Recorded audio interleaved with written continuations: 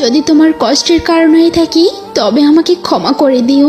আমি আর তোমার কষ্টের কারণ হতে চাই না। মাঝে মাঝে মনে হয় সবাইকে ফাঁকি দিয়ে চলে যাই না ফেরার দেশে।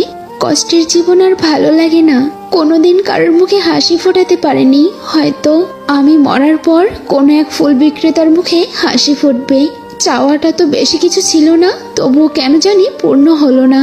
তোমার স্বপ্নগুলো হয়তো পূর্ণ হবে অন্য কারোর সাথে, আর আমার স্বপ্নগুলো চলে যাবে আমার শেষ যাত্রার সাথে।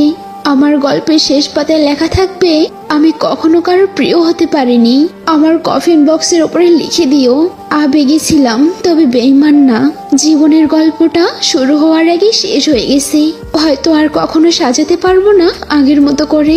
মাঝে মাঝে নিজেকে অনেক অসহায় মনে হয়। স্বার্থের এই পৃথিবীতে একটা মানুষও আমার নয়। বোকা মানুষগুলো কাউকে ঠকাতে পারে না, তারা শুধু অভিমান করে যায়। হয়তো